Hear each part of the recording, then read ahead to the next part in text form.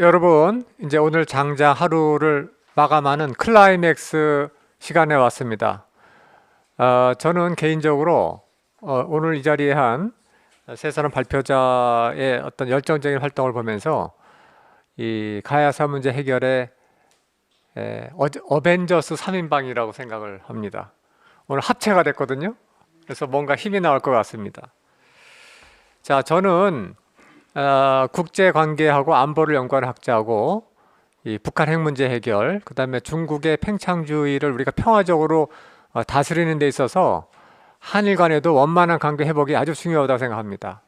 다시 말씀드리면 현재 마비되어 있는 한일 관계가 복원돼야 된다고 생각을 하는데, 저는 오늘 발표를 들으면서 이 지금 임나 가야 문제가 다시 불거지면 대판 싸움이 나게 생겼다 라고 걱정이 태산 같아졌습니다. 특히 더 걱정은 뭐냐면 지금 김은 가야, 그 다음에 다라국 이렇게 해서 우리 저 남원이나 어디입니까 합천 이 고분군을 그렇게 국제기구에 등재하게 되면 앞으로 어떤 일이 벌어질까 상상을 해봤습니다. 자, 어떤 일이 벌어질까요? 일본은 민주사회고 대부분 사람들은 선량한 사람들입니다. 그런데 100명 중에 하나는 좀 삐딱한 사람이 있는 것 같아요. 그게 혐한 구구론자들입니다. 자, 1억 3천이면 몇 명이 될까요? 130만 명이나 했습니다. 이 사람들이 시내에서 데모하고 시위하고 한국 사람 뭐 쫓아내라 이런 시위하는 사람들인데, 만일 다라국하고 김은국이라는 이름으로 유네스코 등재됐다 그러면은 이 사람들이 130만 명 되는 사람들이 떼지어서 남원하고 합천에 와서 우길기를 휘날리면서 우리가 옛날에 이 지배했던 이 땅이다, 우리가 승리했던 이 땅이다 라고 대규모로 전성지 관광을 올 겁니다. 100% 올 겁니다. 자, 그런 상황이 벌어졌을 때 우리 합천 군민들, 그 다음에 남원 시민들 얼마나 황당하겠습니까?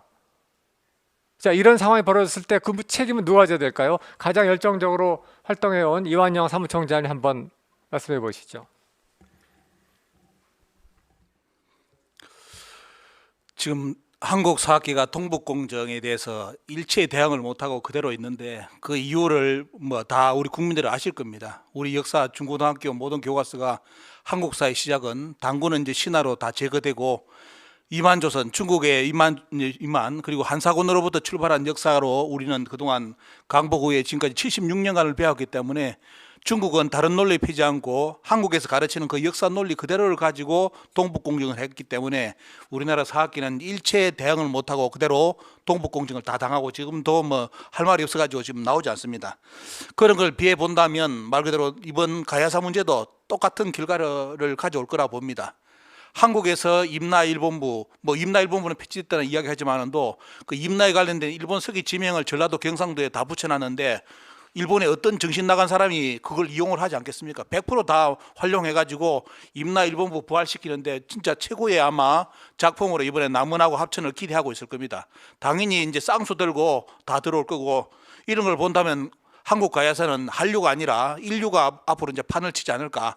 아마 이제 뭐 합천 뭐 공무원들도 지금 다 보고 계실 건데, 그렇게 원하신다면 합천을 말 그대로 외놈의 나라로 다 이렇게 소문 내시고 그냥 일본 관광객들을 그냥 다 받아들이는 그런 군으로서 가는 게 가장 좋지 않을까 그렇게 생각하고, 남원도 기문을 포기하지 않는다면 그냥 일본에, 여기 남원이 일본의 기문국이니까 관광객 많이 오라 하면 아마 극우단체들 비행기 타고 배 타고 다 올 겁니다. 다 오기 때문에 이제 문제는 그런 책임을 누가 지느냐. 저는 이제 역사에 반드시 책임을 물어야 된다고, 이번에 합천과 남원 그 기문과 다라로 밀어붙인 학자들, 관련된 학자들, 그리고 그렇게 또 오도한 학자들, 이런 역사의 학자들은 반드시 역사의 기록에 남기고 앞으로 그 사태에 나온다면 반드시 책임을 물어서 뭐 국민 재판을 하든지 그런 쪽까지라도 저는 밀어붙였으면 합니다. 이상입니다.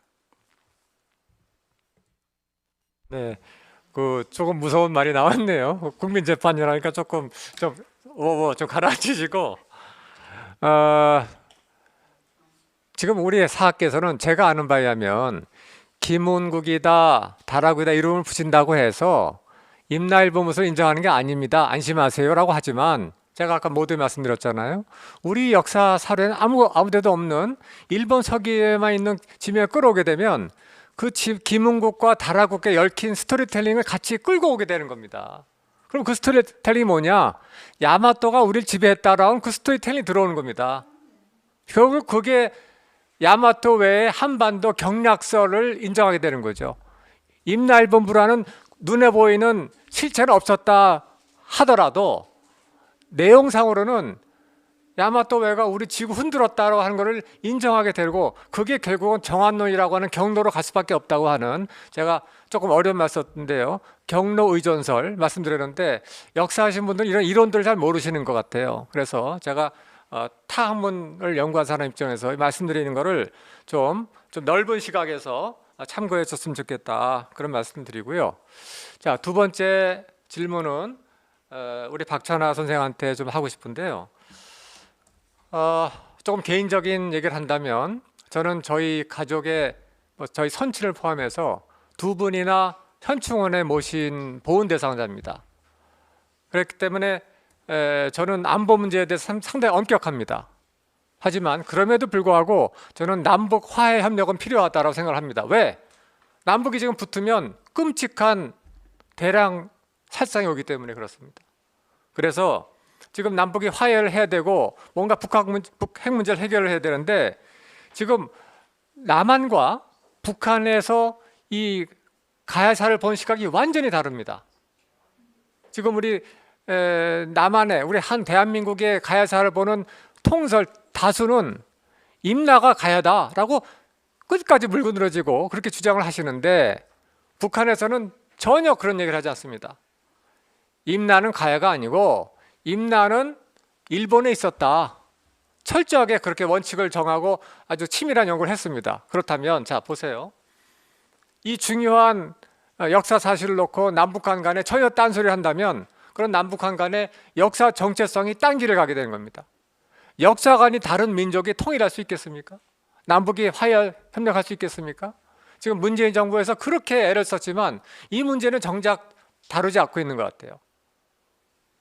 두 개의 세력이 같은 역사관을 갖고 있어도 협력이 어려운데 완전히 다른 역사관으로 찢어졌을 때, 찢어놨을 때 과연 남북이 화해 협력을 길을 갈 수 있느냐? 저는 죄송하지만 어렵다고 봅니다. 그렇다면 이 문제는 시급하게 해결해야 될 그런 문제인데, 우리 저 박찬하 선생은 이덕일 교수님하고 연구를 많이 해서 북한 사학계의 가야사 인식을 잘 아시는 것 같은데, 지금 어떻게 뭐가 다르고 이 문제를 해결하기 위해서는 우리 남한 강단세계가 어떻게 해야 되는가에 대해서 좀 한마디 좀 부탁드립니다.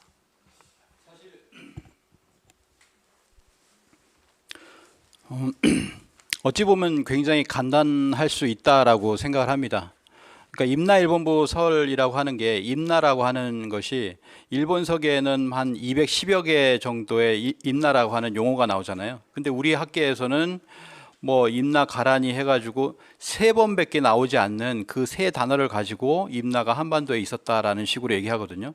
그러니까 일본서기에 나왔던 그 임나가 들어있던 그 사건들, 스토리텔링들은, 그 사건들은 무엇이냐라고 하면은 그냥 일본 열도에 있었던 사건이다라고 얘기하면은 굉장히 상식선에서 맞는 거예요. 그리고 이제 조금 더 건너온 이야기라고 하면은 좀 더 면밀히 검토하면 되는 것이고, 그런데 그런 어떤 상식을 벗어나서 실제로 오늘 제가 PPT에서 말씀은 못 드렸지만은 성삼재 교수님이 얘기한 게 있어요. 그 세계 개천문화제에 토론자로 오셔가지고 우리 일본인 학자들이 얘기한 것을 들어가지고 충격을 받으셨는데, 우리 일본이 조선 식민 통치하기 위해서 역사를 조작해 놓은 것이 있는데 당신네 한국이 해방되면 당연히 복원될 줄 알았다. 그런데 시간이 지나도 60년대, 70년대, 80년이 되어도 그대로 있더라라고 하는 겁니다. 그래서 당신들의 역사를 먼저 살펴봐라라고 하는 말을 일본인 학자에게 듣고서 굉장히 충격을 받았다라고 하죠. 그러니까 뭐냐면 일제 시대에 일단은 그 식민사관으로 왜곡을 시켜놨단 말이에요. 이거를 어떻게 복원을 할 거냐라고 했을 때 북한 학계에서 지금 한사군 문제는 뭐 리지린 박사라든지 이런 분이 한사군 문제를 극복을 했고, 그다음에 임나일본부설, 이게 한사군과 임나일본부설이 식민사관의 핵심이잖아요. 근데 이 임나일본부설이라고 하는 것도 결국 김석형, 그다음에 김석형을 이은 조희승 박사 이런 분들이 나와가지고 결국에는 분국설을 얘기하면서 일본 열도에 있었던 얘기다. 고구려 백제 신라 가야가 전부 일본 열도에서 있었던 이야기를 일본 서기는 얘기하는 것이다라고 하는 것을 얘기를 해서 일본 학계가 큰 충격을 받은 적이 있습니다. 근데 그것을 어느 정도 이렇게 연구를 하는 것이 아니라 북한 학계라서 퉁치고 이렇게 넘어가는 그런 방식이죠. 그 분명히 저도 이제 북한 학계 그 책들을 여러 권을 이렇게 봤는데 분명히 근거들이 굉장히 많습니다. 아까 보셨지만 다라라고 하는 지명도 다 찾아놨고요. 다라라는 지명도 수십 개가 있고 알라라고 하는 지명도 일본 열도 전체에서 알라와 아라를 찾을 수가 있다라고 하는 것도 결국에는 뭐냐면 그 분국설을 연구하던 북한 학계에서 일본 열도의 지명들을 다 찾은 거예요. 이게 그런 걸 통해 가지고 어떻게 보면 명확하게 이렇게 찾았는데 우리는 왜 결국에는 뭐냐면 식민사관을 일제 식민지를 겪으면서 그 식민사관을 극복했느냐 못했느냐의 문제잖아요. 근데 여기에는 뭐냐면은 우리 학계에는 분명히 이걸 극복한 그 학계의 사람들이 있습니다. 제가 이렇게 언급한 분도 우리 남창희 교수님을 비롯해서 이병선 교수님, 오순재 박사님, 박창범 교수, 존 카터 코벨, 안춘배, 조희승, 김석형, 최재석 교수, 뭐 이덕일 교수라든지 이런 수많은 교수들의 예를 조금씩 이렇게 들면서 말씀을 드렸는데 이러한 분들이 제야라는 것이 아니라 이런 분들의 어떤 학계의 중심에 들어가 가지고 실제로 소위 이제 남한 학계와 북한 학계가 공통된 의견을 식민사관을 극복하는 의견을 가져야지만이 우리가 실제로 역사 이게 앞으로 남북 통일을 하는 데 있어서도 단군에 관해서도 단군의 북한을 실존이라고 하고 우리는 허구라고 하잖아요. 그러면 안 되고 그 단군의 어떤 실존의 역사를 연구하면서 한사군을 극복하고 임나일본보서를 극복하는 그런 학계가 하나 되어야 된다. 뭐 이런 이상과 꿈을 가지고 있습니다. 예, 이상입니다. 네, 좋은 말씀 해주셨고요. 제가 개인적으로 현 정부의 청와대 고위층에 계신 여러분들이 뭐 다 아는 사람들이기 때문에 남북 간의 역사관이 수렴이 돼야 비슷해져야 진정한 화해협력이 온다라고 얘기를 했고 몇 번 주문했는데 별 이해를 못 하더라고요. 뭔가 얼마나 우리 역사가 지금 남북이 다른가에 역사관이 다른가에 대해서 전혀 인지를 못하고 있습니다. 그래서 결국은 세계 한나라회처럼 이 문제를 정면에서 이렇게 제기하는 그런 학회에 대해서 제가 높이 평가하고 우리 허철부 회장님, 그다음에 안병우 교수님의 각고의 노력에 대해서 제가 개인적으로 감사드리는 말씀도 한번 드리겠습니다. 자, 이제 세 번째 질문, 라운드 테이블 질문인데 박덕규 선생 좀 마음의 준비를 해주시고요. 자, 이 얘기를 제가 저한테 해준 분의 실명을 제가 거론하지 않겠습니다. 왜냐하면 너무나 민감한 문제이기 때문에 이걸 거론하면 그 학자 이야기하면은 정말 달려들어가지고 너무 괴롭힌대요. 그래서 자기 이름을 공개하지 말라고. 그래서 공개하지 않고 대신 가명을 쓰겠습니다. 그 가명은 윤봉길. 자, 윤봉길이라고 하는 학자가 저한테 무슨 얘기를 했느냐. 그분이 보기에 왜 지금 가야사 학자들이 이 문제에 그렇게 집착을 하느냐. 어쩌면 이 문제는 우리 그 사학계의 경로 이탈된 여러분 내비게이션 팀에는 경로 이탈하면 뭐 꼬이잖아요. 꼬인 게 모든 게 꼬이는데 다 하나로 연결되는 하나의 그 출입 입구기 때문에 그렇다라고 하는 얘기를 하더라고요. 제가 깜짝 놀랐습니다. 아니 그게 도대체 무슨 얘기냐 했더니 윤봉길 학자 가명입니다. 예, 설명이래요. 임나 한반도 경략설을 우리가 받아들이게 되면은 삼국사기 초기 기록 불신론을 받아들이게 된답니다. 자, 삼국사기 초기 기록이 불신이 되면 남한에는 힘이 없는 소국들이 있었기 때문에 북쪽에는 낙랑군이 버틸 수 있었다고 한 논리적 근거가 된다는 겁니다. 낙랑군, 중국의 식민지 통치 세력이 대동강 유역에 있었다는 거죠. 자, 그러면 평양이 낭랑군의 지역이었다고 하는 주리학계 학설이 인정이 되는 거죠. 그렇게 되면은 어디로 이어지냐면은 고려의 서경이 내내 대동강 평양이었다고 하는 학설을 굳어지게 된다는 거예요. 고구려의 평양도 한반도 대동강이었다고 학설로 굳어지게 된다는 겁니다. 그러면 어디로 이어지냐면은 결국은 고려와 조선의 강역은, 영토 강역은 반도 내에 있었다고 하는 반도설로 굳어진다는 겁니다. 반도설. 그러니까 반도사관이 굳어진다는 거죠. 반도사관이 굳어지면은 만주하고 우리 요동 지역이 우리 역사에서 사라지게 됩니다. 그럼 그게 뭐냐면 바로 중국의 동북공정으로 바로 이어진다는 겁니다. 발해 고구려, 고조선 다 너희 역사가 아니다라고 하는 중국의 동북공정 논리로 쭉 바로 연결된다는 겁니다. 다시 말씀드리면은 임나 이퀄 가야설, 다른 편 이 말은 즉 야마토 외의 한반도 경략설, 이것은 중국의 동북공정론과 공생관계라는 겁니다. 공생관계. 이만큼 다 논리가 이어져 있다는 겁니다. 아까 말씀드렸죠. 하나의 첫 단추를 잘못 끼면 그게 계속 이어져가지고 모든 단추가 다 연결돼가지고 이게 비틀어지게 돼 있다는 겁니다.